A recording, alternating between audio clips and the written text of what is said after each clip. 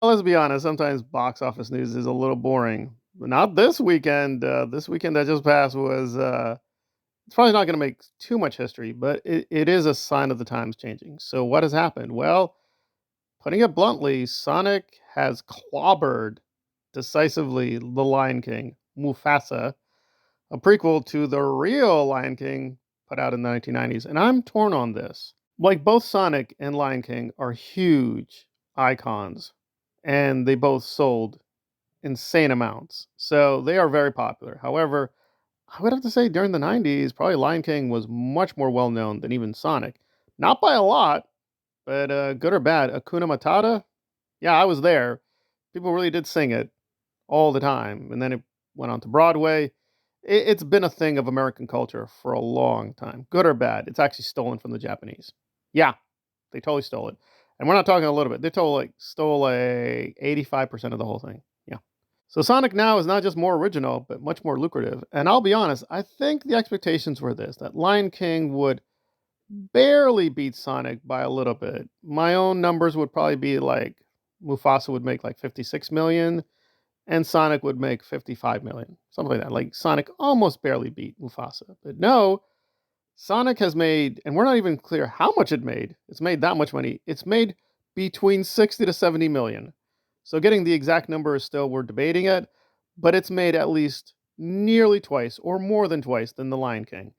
Again, it was a decent showing. It's like 35 million, which, 35 million is 35 million. It's animated, so it's not a huge budget like live action. Still, this is not what Disney wanted, and I'm sure they're shocked. They're really shocked because they hired Barry Jenkins, auteur filmmaker. And listen, I like Barry. I admire Barry. Barry's an idol to me. He's an example. I want to be like Barry because I want to do what he did, go from small independent films to big filmmaker. However, facts are facts that Barry did not matter. They even have Jay Z's kid, Blue Ivory. She didn't matter either. So they had a pretty star cast, and yeah, it didn't matter. So it is doing well in a few places. Like there's some revisionism now that it actually did really well in the UK and Ireland. So in parts of Europe, the Lion King is still the king. But really, you got to look at the whole thing, and it's like clearly the global audience wanted Sonic way more than Mufasa. And to be fair, Mufasa is a prequel, right? Sonic is a sequel, so it's moving the story forward. So maybe some people want more background with the Lion King, but I'm sure even the Lion King fans are like, I think we covered this already. I think we covered this already. Added to that, right, Sonic has Jim Carrey, Keanu Reeves, Idris, so yeah, it does slightly have more star power, but this is voice acting. And again, I do like all these actors, but as voice actors, they're fine. It's not James Earl Jones here, right? And that's another problem that Mufasa is missing James Earl Jones. God rest his soul, but he's gone. Now, I'm not offended by the new voice acting, but I'm not impressed by it either. And I've not seen either film, but I will be bluntly honest. I am way more interested in seeing Sonic 3 than Mufasa. At least Sonic 3 potentially has some good stuff. Whereas Mufasa just looks ugly, looks stupid, it's pointless.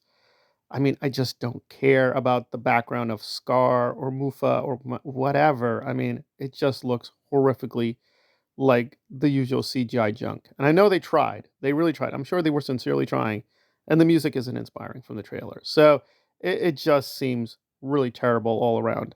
And I know a lot of people get traction from hating Disney, but listen, Disney has done pretty well with animation recently. Moana looks great. I thought the trailer looked very impressive. I've not seen it, so I can't say the film is good. And Inside Out was good. I don't think it was great, but it was good. And it's done really good numbers. So, no, Disney animation, don't worry for Bob. Disney's doing fine with animation in their movies. They're still making a lot of money. But Mufasa, I'm sure they want it to be like a final year triumph. And that's not going to happen. They are not going to lose money, but it's not going to be a big hit. And another film that is crashing and burning is War of Rohirrim. Now, to be fair, Rohirrim is probably doing a little better than Craven. Like, Craven is also losing theaters and losing a lot of money. It's probably going to be one of the biggest flops of all time in terms of the superhero genre. But Rohirrim is doing pretty terrible. I mean, it just had a very weak opening. It's already losing theaters. And yes, it's 35 million. So even if it loses money, it's not going to lose that much money. But I don't think this is what Warner Bros. Wanted. It's the same thing. They got Peter Jackson to get the Peter Jackson name, and get the Peter Jackson fans. But even the Peter Jackson fans are like, nah, we're good. We're fine, King. We don't really need this. We don't really want it. Now, unfortunately, I did see War of the Rohirrim, and I will not do the full review here. But if I have to say to you, hey, pay a movie ticket, don't pay movie ticket, I will tell you honestly, do not pay a ticket. It does have a lot of good things. I think the story was okay.